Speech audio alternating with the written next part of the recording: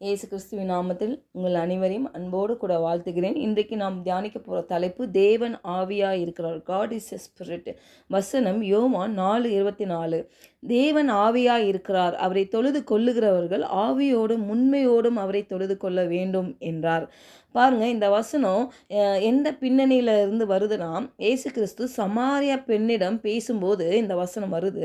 இந்த பெண் என்ன கேட்குறாங்கன்னா, நான் எப்படி தேவனை தொழுது கொள்ள வேணும் என்று கேட்கும் பொழுது அவர் இந்த வசனத்தின் மூலமாய் சொல்லுகிறார். யோவான் 4:23, உண்மையாய் தொழுது கொள்ளுகிறவர்கள் பிதாவை ஆவியோடும் உண்மையோடும் தொழுது கொள்ளும் காலம் வரும், அது இப்பொழுதே வந்திருக்கிறது.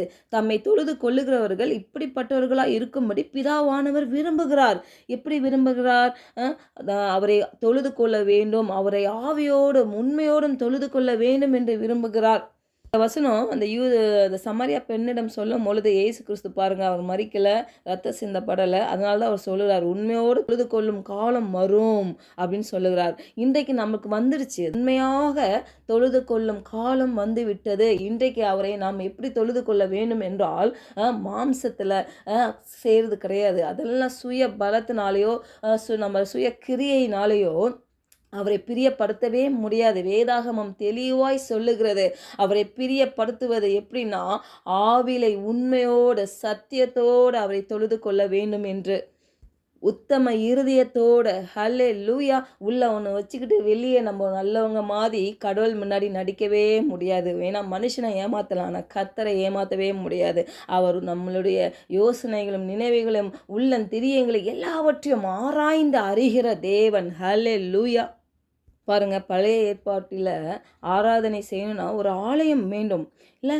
ஆனால் புதிய ஏற்பாட்டில் பார்த்தீங்கன்னா நம்ம இருதயத்துக்குள்ளே பரிசுத்த ஆவியானவர் இருக்கிறாரு. அந்த உணர்வோடு நம்ம ஆலயத்திலும் சரி, வீடுகளிலும் சரி, நம்ம செல்லுகிற இடங்களையும் வேலை செய்கிற இடத்துலையும் அவரை நாம் ஆராதிக்க முடியும், அவரை துதிக்க முடியும், அவரை தொழுது கொள்ள முடியும், நன்றி உள்ளத்தோடு இருக்க முடியும். பாருங்க, ஏன்னா நமக்கு ஆவியுள்ள மனிதன் இருக்கிறான். அந்த ஆவிக்குரிய மனிதனுக்குள்ளாக பரிசுத்த ஆவியானவர் இணைந்திருக்கார்.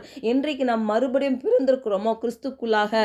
பாருங்க, யோவான் 3:5 பார்க்கணும்ல, இயேசு பிரதியுத்தரமாக, ஒருவன் ஜலத்தினாலும் ஆவியினாலும் பிறவாவிட்டால் தேவனுடைய ராஜ்யத்தில் பிரவேசிக்க மாட்டான் என்று மெய்யாகவே உனக்கு சொல்லுகிறேன் என்றார். அப்போ இந்த ஜலத்தினால் என்றது ஞானஸ்தானத்தை குறிக்கிறது. இந்த ஞானஸ்தானம் என்பது என்ன அப்படின்னா, பாருங்க, நம்ம தண்ணியில் மூழ்கிறப்போ பழைய மனிதன் மரித்து போகிறான், ஒழிந்து போகிறான், அழிந்து போகிறான். பழைய சுவாபங்கள், தீய குணங்கள், இல்லை பாவ குணங்கள் எல்லாம் மரித்து போகிறது. எப்படி கிறிஸ்து மரித்தது போல பழைய மனுஷன் மரிக்கிறான்.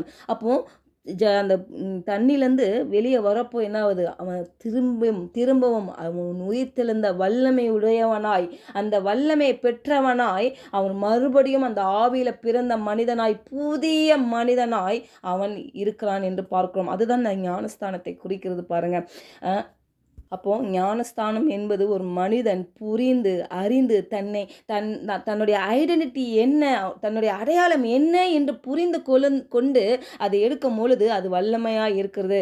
அநேகர் தெளிப்பு ஞானஸ்தானமே போதுன்னு சொல்கிறாங்க. அந்த தெளிப்பு ஞானஸ்தானம் என்பது அது ஒரு பிரதிஷ்டை. எப்படி ஒரு புதிய ஒரு காரியம் நம்மளுக்கு வரும் பொழுது அதை கர்த்தருக்குன்னு படைக்கிறோம். அப்படியாக அதை படைக்கிற ஒரு காரியம் தவிர அந்த குழந்தைக்கு தான் யாருன்னு என்று தெரியாது, பாவனா என்னன்னு தெரியாது. அப்போ ஞானஸ்தானம் ரொம்ப முக்கியமாக இருக்கிறது. ஹல்லேலூயா. பாருங்க, இயேசு கிறிஸ்து அவர் ஊழியம் செய்யறதுக்கு முன்னாடி தான் அவர் ஞானஸ்தானமே எடுத்தார் இல்லையா? அப்போ ஞானஸ்தானம் என்பது அறிதலோட புரிதலோட வெளிப்பாடோட எடுக்கும் பொழுது அது அர்த்தமுள்ளதாக இருக்கும், அற்புதமாக இருக்கும். ஹல்லேலூயா. புதிதாக பிறந்த மனிதன், அந்த ஆவிக்குரிய மனிதன், பாருங்க, ஆவிக்குரிய மனிதன் தேவனை வழிபடும் பொழுது உண்மையோடும் ஆவியோடும் வழிபட வேண்டும். அதாவது சட்டபூர்வமான புறமான சடங்குகளை கடந்து ஒரு கிருபையின் அடிப்படையில் அவன் ஆராதிக்க வேண்டும், தொழுது கொள்ள வேண்டும். அந்த கிருபை அப்படின்னா இயேசு கிறிஸ்து நமக்காக என்ன செய்தார், ஹல்லேலூயா, என்பதை அறிந்து கொள்வது, அறிந்து அவரை துதிப்பது தான் அந்த கிருபை. பாருங்க, அந்த கிருபையின் அடிப்படையாக கொண்ட அந்த இருதயத்தை மையமாக கொண்ட அந்த ஐக்கியத்துக்குள்ளாக தேவனை நம்ம ஆராதிக்க வேண்டும். அவரை தொழுது கொள்ளுகிறவர்கள் ஆவியோடும் உண்மையோடும் அவரை தொழுது கொள்ள வேண்டும். அந்த உண்மை அப்படின்னா சத்தியம் என்பது பார்க்குறோம். இந்த டிபிடி வெர்ஷனில் பார்த்தீங்கன்னா, அந்த வசனம் பார்த்தீங்கன்னா, அவரை ஆராதிப்பவர்கள் ஆவியிலும் சத்தியத்திலும் ஆராதிக்க வேண்டும் என்று போட்டிருக்குது. அப்போ அந்த உண்மை என்பது சத்தியத்தில, சத்தியம் என்பது தேவனுடைய வார்த்தை. ஹல்லேலூயா! யோவான் 1:14 பாருங்களேன், அவர் வார்த்தை மாம்சமாகி கிருபையினாலும் சத்தியத்தினாலும் நிறைந்தவராய் நமக்குள்ளே வாசம் பண்ணினார். அவருடைய மகிமையை கண்டோம். அது பிதாவுக்கு ஒரே பேரானவருடைய மகிமைக்கு ஏற்ற மகிமையாகவே இருந்தது என்று பார்க்கிறோம்.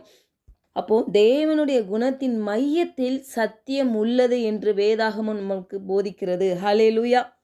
அப்போ தேவனுடைய வார்த்தை அது நமக்கு மாம்சமாகும் பொழுது அது கிருபையினாலும் சத்தியத்தினாலும் தேவனுடைய வார்த்தையினாலும் பாருங்க அந்த நிறைந்தவராய் நமக்குள்ளே அந்த பரிசுத்த ஆவியானவர் வாசம் பண்ணுகிறவராய் பாருங்க.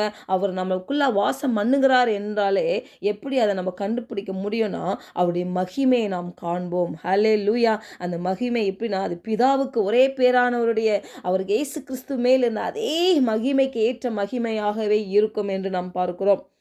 தேவன் ஆவின் மூலமாக நமக்கு ஏற்கனவே கொடுத்ததே நாம் இந்த ஃபிசிக்கல் ரம் இந்த இயற்கையான உலகத்தில் நம்ம பெற்றுக்கொள்வதில் பாருங்கள், இது ரொம்ப பெரிய சவாலான காரியம் கிடையாது. இது எளிமையான காரியம். எப்படி நம்ம உண்மையோடும் அவர் சத்தியத்தோடும் அவரை ஆவியோடும் தொழுது கொள்ளும் பொழுது கர்த்தர் நமக்கு அவருடைய மகிமையை நமக்கு வெளிப்படுத்துவார். ஹல்லேலூயா!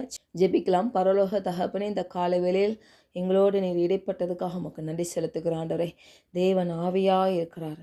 அந்த ஆவியுள்ள அந்த பரிசுத்த ஆவியானவர் எங்களுக்குள்ளாக வாசம் செய்கிறீர் ஆண்டவரே. அப்பா உம்மை துதிக்கிறோம் ராஜா. ஹல்லேலூயா! உண்மையோடு வழிபடுவது என்பது ஆண்டவரே எங்கள் கடமை உணர்வினால் இல்லப்பா, உம்முடைய கிருபையினால் ஆண்டவரே, உம்முடைய பரிபூரண கிரியையினால் ஆண்டவரே உம்மை வழிபடுவது தான் நாங்கள் பார்த்தோம் ஆண்டவரே. அப்படியாக எங்களை விட்டு கொடுக்குறோம் ஆண்டவரே. ஹல்லேலூயா! உம்மை துதிக்கிறோம் ராஜா. விசுவாசிகளாக எங்களுக்குள்ள இருக்கும் அந்த பரிசுத்த ஆவியால் வழிநடத்தப்படவும் ஆண்டவரே, இருதயத்திலிருந்து வெளிப்படும் அந்த உறவை அந்த ஐக்கியத்தை நீர் விரும்புகிறீர் என்று நாங்கள் அறிகிறோம் ஆண்டவரே. அப்படியாக அந்த ஐக்கியத்துக்குள்ளாக நாங்கள் இணைய எங்களை விட்டு கொடுக்கிறோம். பரிசுத்த ஆவியானவர் எங்களை வழிநடத்தி சகல சத்தியத்தையும் நாங்கள் அறியவும் அந்த சத்தியத்தின் மூலமாக நாங்கள் விடுதலை பெற்று உங்கள் நாமத்தை மகிமைப்படுத்தவும் நாங்கள் ஜெபிக்கிறோம். இயேசுவின் நாமத்தில் ஜெபிக்கிறோம் நல்ல பிதாவே. ஆமென்.